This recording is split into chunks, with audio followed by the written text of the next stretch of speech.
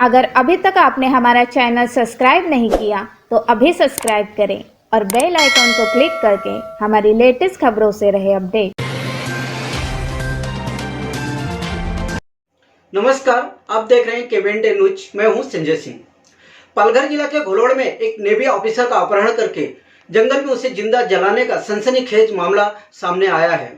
वहीं इस घटना की सूचना मिलने के बाद घटनास्थल पर पहुंची घोलोड़ पुलिस ने पहले इस नेवी ऑफिसर को दानू के कोडे हॉस्पिटल में इलाज के लिए भर्ती कराया, लेकिन उसकी हालत को देखते हुए बाद में उसे मुंबई के नेवी अस्पताल में रवाना कर दिया गया, जहां पे इलाज के दौरान इस ऑफिसर की मौत हो गई है।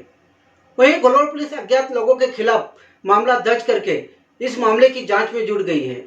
इस फोटो को ध्यान से देखिए। इनका नाम है सूरज कुमार मिथिलेश दुबे और यह झारखंड के रहने वाले हैं।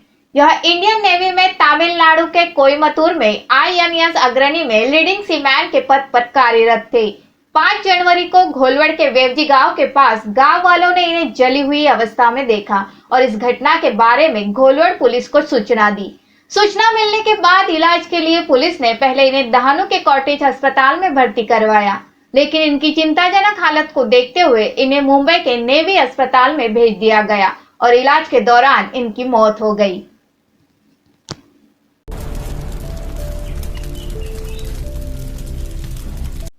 पुलिस पूछताछ में सूरज कुमार दुबे ने चौंकाने वाले बयान दिए हैं, जिसे सुनकर पालघर पुलिस भी चौंक गई। पुलिस की पूछताछ में पता चला कि दुबे इंडियन नेवी में लीडिंग सीमैन के पद पर तैनात थे। 30 जनवरी को सुबह 8 बजे वह हवाई जहाज से रांची से चेन्नई के लिए रवाना हुए और रात करीब 9 बजे जब वह चेन्नई एयरपोर्ट से बाहर आए तो वहां घात लगाकर बैठे 3 बदमाशों ने रिवॉल्वर की नोक पर उनका मोबाइल छीनकर SUV कार में उनका अपहरण करके उनसे 10 लाख फिरौती की डिमांड की और 3 दिनों तक उन्हें चेन्नई में ही कैद करके रखा। फिर 5 जनवरी को पालघर जिला के दहानू तहसील के घोलवड़ में स्थित वेवजी गांव वैजलपाड़ा के पास जंगल में पहाड़ी पर ले जाकर उनके ऊपर पेट्रोल छिड़ककर उन्हें जिंदा जलाने की कोशिश की।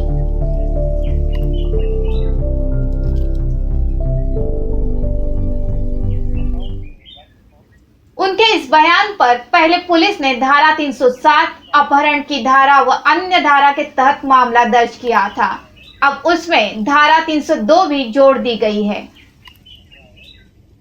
पालघर के SP दत्तात्रेय शिंदे ने जानकारी देते हुए बताया कि इस मामले की जांच के लिए 10 पुलिस टीमें बनाई गई है और हर एक टीम में एक अधिकारी और 10 पुलिसकर्मी शामिल है। यह टीम एडिशनल SP प्रकाश गायकवाड़ के मार्गदर्शन में सभी दिशा में जांच कर रही है।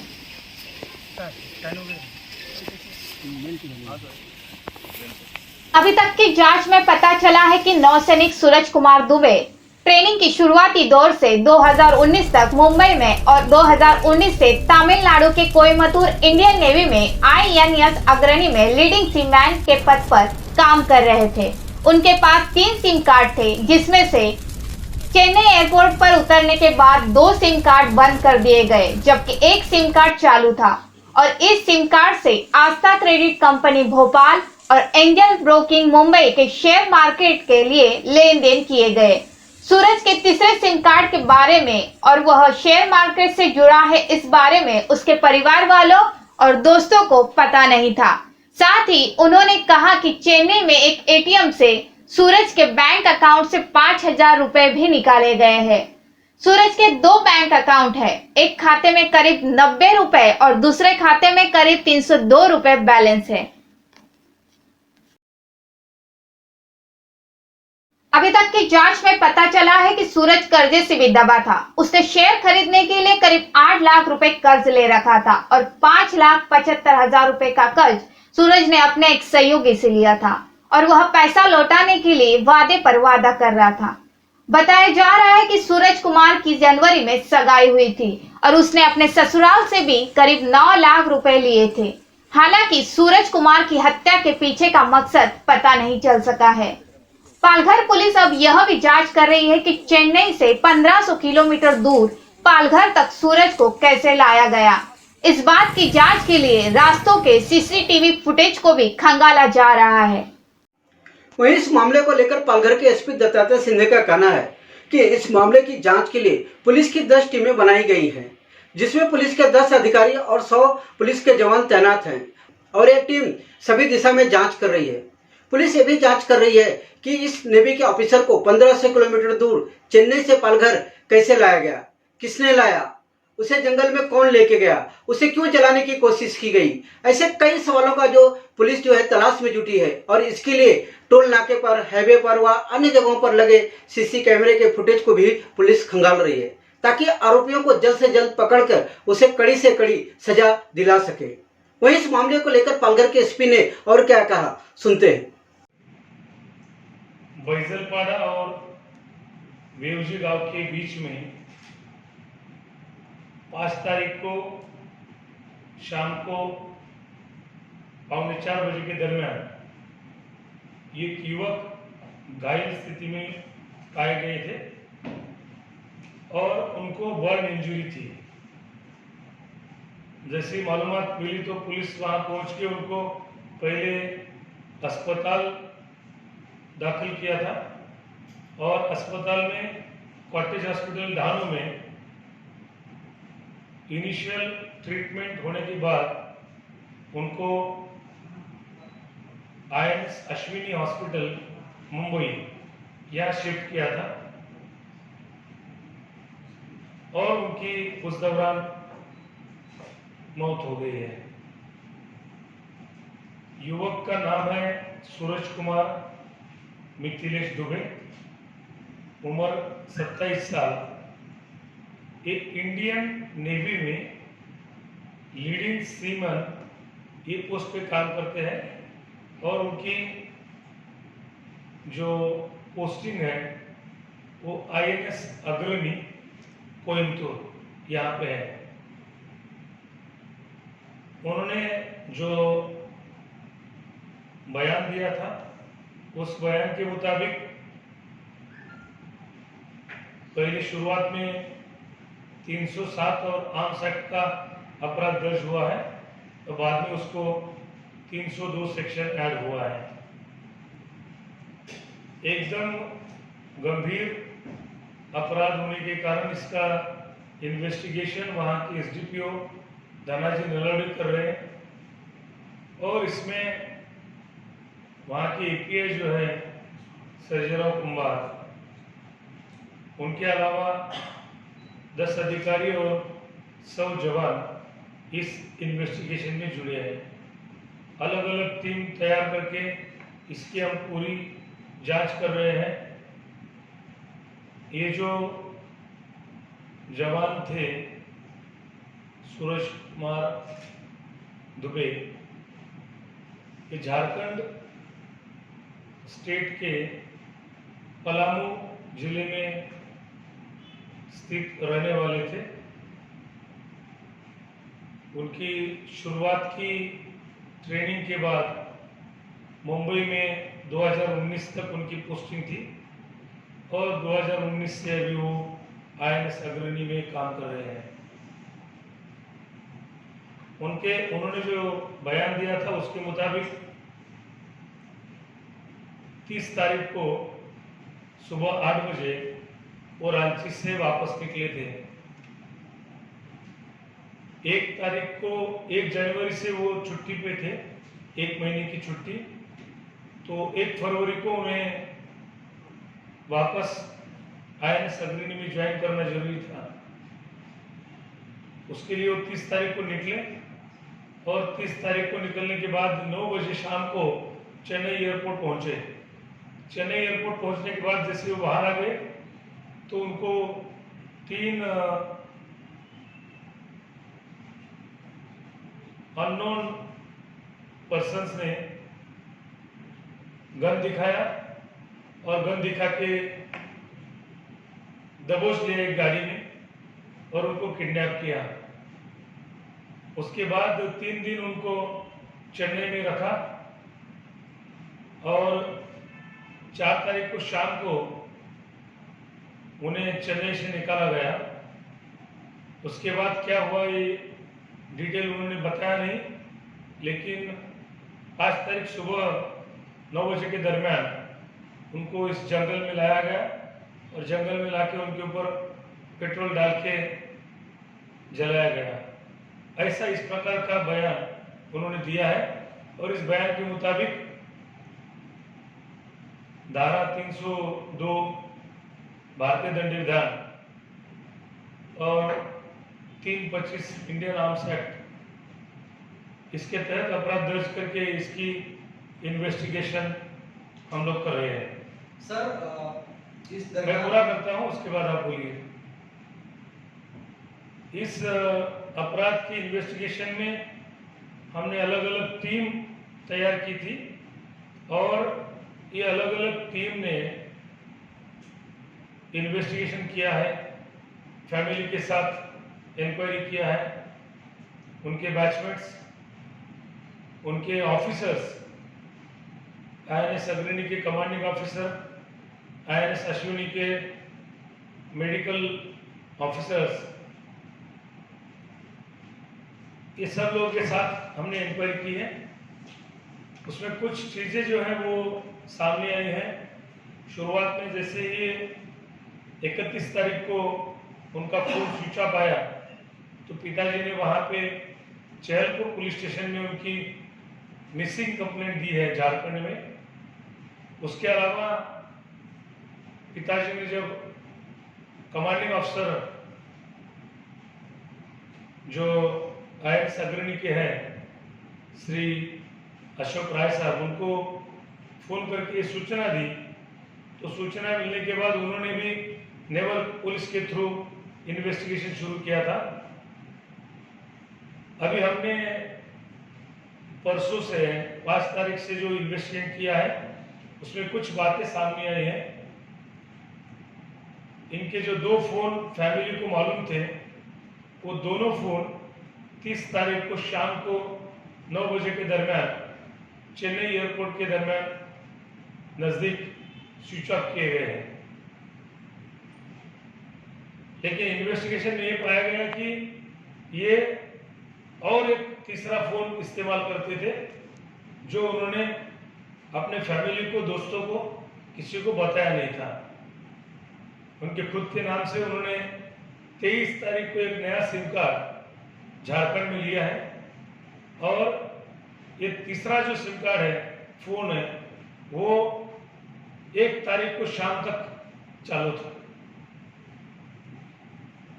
और इस सिम कार्ड की जो इसमें हमने जो इन्वेस्टिगेशन किया है उसमें ये सामने आया है कि इस फोन का उपयोग उन्होंने स्टॉक मार्केट, शेयर ट्रेडिंग इसके लिए किया है।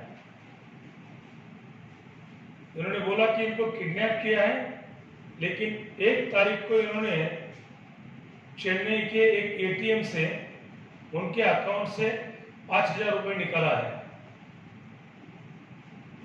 और जो सिम कार्ड है, तीसरा सिम कार्ड, जो फैमिली को मालूम नहीं हुआ था, लेकिन पुलिस ने इन्वेस्टिगेट करने के बाद जब फैमिली को मालूम हुआ तो उन्होंने फैमिली के, उनके कजिन ने, चंदन कुमार दुबे, इन्होंने उनको फोन करने की कोशिश की, लेकिन उन्होंने सही रिस्पांस नहीं दिया और उसके बाद वो भी फोन उन्होंने स्विच ऑफ किया। 2 दिन ये फोन चल रहा था। इसमें सिर्फ आस्था ट्रेडिंग कंपनी और एंजल ब्रोकिंग कंपनी, ये शेयर ट्रेडिंग कंपनी के ट्रांजैक्शंस इस फोन पे हुई है। इनकी 2 अकाउंट है। 2 अकाउंट में एक अकाउंट जो सैलरी अकाउंट है स्टेट बैंक ऑफ इंडिया का, उसमें उन्होंने 2019 से अभी तक 8,43,000 इतना कर्जा लिया है पर्सनल लोन करके। उसके अलावा कुछ लोगों ने उस अकाउंट में अमाउंट्स डिपॉजिट की है और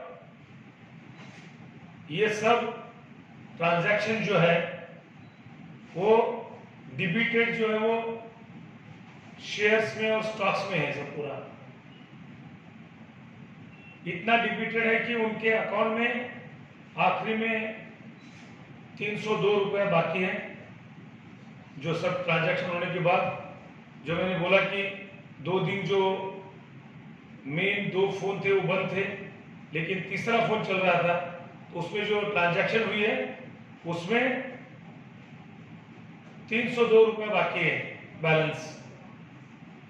उसके अलावा उनका और एक अकाउंट है स्टेट बैंक ऑफ इंडिया का। पहला जो अकाउंट है वो State Bank of India Woodhouse Road पुलावा यहाँ का है, और दूसरा अकाउंट भी है, वो भी इसी स्टेट बैंक का ही है, वो इंडियन नेवी के क्षेत्र का है। INS मुंबई क्षेत्र में जो SBI ब्रांच है वहां का है। उस अकाउंट में पैसा 5, उसमें बैलेंस सिर्फ 90 रुपया है। दोनों अकाउंट का मिला के 392 इतना बैलेंस है। सभी अकाउंट्स में पूरा बैलेंस खत्म हुआ है, और मैक्सिमम जो पैसा है वो स्टॉक्स में और शेयर ट्रेडिंग में गया है। इसके अलावा उन्होंने एक उनके कलीग है जिनका नाम लेना भी उचित नहीं है, उनसे तकरीबन 5.6 लाख रुपया हैंड लोन लिया था, जो वापस करना चाहते थे। वापस करने के लिए वो बोल रहे थे उनके कलीग, उनके सहयोगी, और लेकिन ये इन्होंने वापस नहीं किया था, जिसके बारे में वो पूछ भी रहे थे कि वापस कब दोगे पैसा करके। तो उन्होंने बोला था कि हाँ दे देंगे, चेक दे देंगे, ऐसा बोले थे वापस आने के बाद। तो इस प्रकार की घटनाएं सामने आई हैं, जिसमें बहुत सारा इन्वेस्टिगेशन करने की जरूरत है। टेक्निकल इन्वेस्टिगेशन, फील्ड इन्वेस्टिगेशन हमारा जारी है। 10 टीमें काम कर रही हैं, और इसमें हमने जो मर्डर का अपराध दर्ज करके इन्वेस्टिगेशन शुरू किया है, उसमें पूरी कोशिश कर रहे हैं कि पूरा जो मामला है वो सामने जल्दी से जल्दी आ जाए। Thank you sir. चेन्नई से 1500 किलोमीटर पालघर जिले में पहाड़ी पर जाकर 3 लोग इस वैन मुताबिक हत्या को अंजाम देते हैं। क्या आसपास से ऐसा कोई शख्स मिला है जिसने बयान दिया हो, किसी गाड़ी को आते जाते देखा हो, कोई CCTV फुटेज अभी तक मिला हो, या कोई इंटरनल कॉन्स्पिरेसी दिखाई देती है कि जिस तरह से बता रहे बहुत ज्यादा कर्ज का बोझ था, कई परिस्थितियों से लोन लिया था, एक मोबाइल फोन भी, हिडन मोबाइल फोन मिला है, तो कोई इंटरनल कॉन्स्पिरेसी हो सकती है? स्पेक्युलेटिव मैं कुछ बोलूंगा नहीं और इमेजिनरी कुछ बताऊंगा नहीं। अभी जो सामने सच फैक्चुअल है वो फैक्ट्स मैंने आप सब लोगों को बताई है। हम लोग जब इन्वेस्टिगेशन करते हैं तो कोई चीज को रूल आउट नहीं करते। We keep every angle open for investigation. Let investigation proceed. It is at premature stage at this moment. Sir Chennai footage वगैरह से कुछ मिला है सर? कोई suspected car, highway security entrance तो एक ही तो है। आपने एक बात बोली है, हम सब मैंने बता दिया कि सभी चीजों के बारे में, सभी एंगल में हम लोग इन्वेस्टिगेशन कर रहे हैं। जैसे सामने कुछ आएगा तो हम लोग उसके बारे में बता देंगे। सर चेन्नई के लिए कितनी टीम भेजी गई है और वो टीम पहुंच चुकी है क्या चेन्नई? नहीं, देखिए हमने बोला कि सब तरफ हमने टीम भेजी है। कितनी टीम कौन है, कहाँ पे है, ये detailed revelation is not expected from me at this moment. We are in process of investigation. Let me investigate. Let us go by facts. Sir एक मिनट ना सर, इस घटना के बारे में पुलिस को कैसे सूचना मिली? जो ये जवान उस टेकड़ी से नीचे आए और रास्ते के बगल में थे, तो उस वक्त उनको वहां के लोगों ने सूचना दी पुलिस को, और उसके बाद पुलिस वहां पहुंच गई।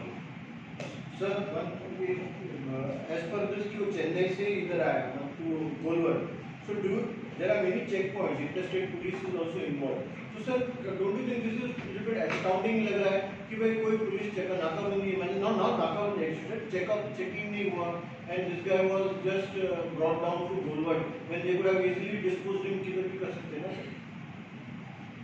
नहीं, क्या क्या हो सकता है ये तो सब आपको भी मालूम है, जो बहुत सारे एंगल्स इन्वेस्टिगेशन में होते हैं, तो उस इन्वेस्टिगेशन में सामने आ जाएगा what is truth, that is the in pursuit of truth only we are investigating this case and to reveal the truth.